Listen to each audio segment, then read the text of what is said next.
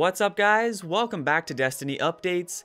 Today we're going to go over the Bungie Weekly update, which although a bit short and not particularly loaded with details, it does have some very worthwhile mentions, one in particular about a collector's edition of the game possibly being announced very soon. Real quick before we start though, if you're interested in Watch Dogs, my good friend just created a new channel to cover Watch Dogs news and info, and released a really high quality What We Know video for the game. Personally, I'm very excited for Watch Dogs and I plan to play it a lot while I'm waiting for Destiny, so if you are as well, please check out the What We Know video and subscribe to his channel. The support would mean a lot. It's of course linked in the description below. Getting back to the update though, first, Deej says they had some special friends in the studio this week experiencing the game. And judging by this tweet from Bernie Burns of Rooster Teeth, he seems to have been one of these special friends. One thing surprising about this picture is that it says pre-alpha next to the Destiny logo.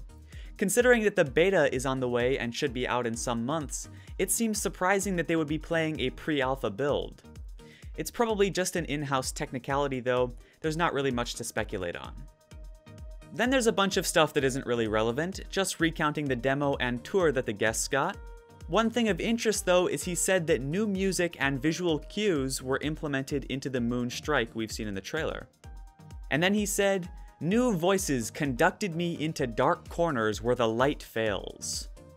The word light is capitalized, implying that it's something a bit more than the literal usage of the word.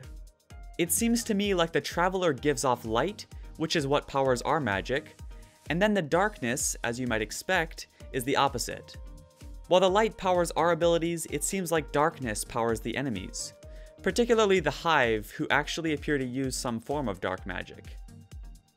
Now, when he said corners where the light fails, I have to wonder if that might mean areas where the darkness is really strong, and thus blocks out the Traveler's light, making us unable to use magic. After that, he mentioned the 8 weeks thing again from the previous update, which I really thought might be the beta, although that was confirmed to not be true, I found out later. So it must be a major internal milestone. Then he said, "In the coming months, it will be your turn to wield the spoon." So there we have another beta hint, nothing to go on really, but it's coming in the nearish future. Onto the mail sack though, a few good questions here. First, Guardian asks how many characters will players be allowed to make, and if it can't be answered now, then when will we know? Deej said that he guarantees we'll know the answer on September 9th. Going on though, he says that each class is worth playing. They're all a blast in their own way. Then he says, "Play 'em all." So while we don't have a number at this point, it seems confirmed that we can have at least 3 characters, and I expect there to be more. Now this next question excites me the most. Mepim Clopid, I have no idea how that is supposed to be pronounced, he asks, "Are you planning on releasing a collector's edition for Destiny?" Deej replies, "Ask us again next week." So I don't know about you guys, but to me that sounds like he's basically saying we're announcing a special edition next week. Deej is often hard to interpret, but I feel like that's gotta be in the ballpark. Now I've been eagerly awaiting the special edition, so I'm quite excited to see what happens next week. Moving on, Brain Surgeon asks when they plan on making another podcast. Deej says they have everything lined up and are just waiting for an opportunity to invade one of the audio rooms again, which is necessary for recording. When they get the chance to record, they will recreate some of the Eureka moments that happen behind closed doors at GDC, which should be really interesting since we didn't get a ton of info from the event. I'm looking forward to that podcast.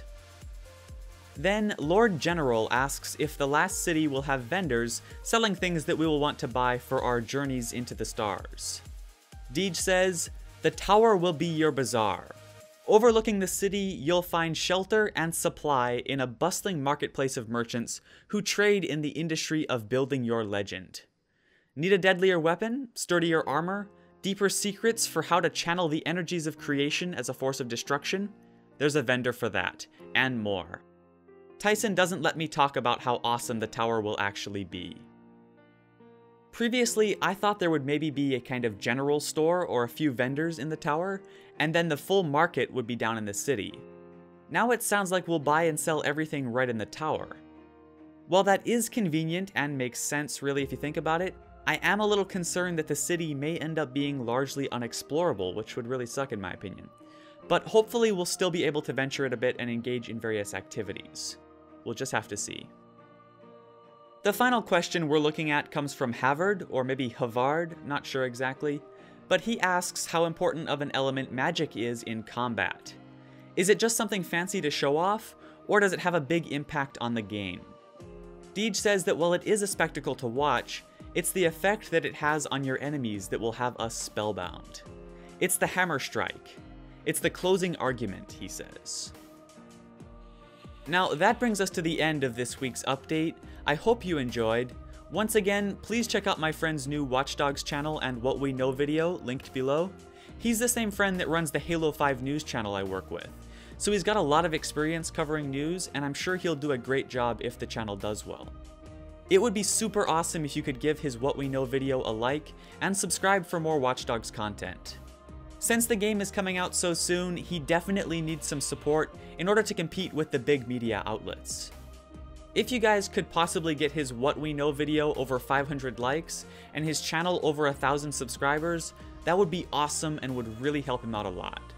It might seem like a bit much to ask, but the thing is, it's very difficult to get new channels recognized, even if the videos are really good, because YouTube's search results favor people with more views and likes.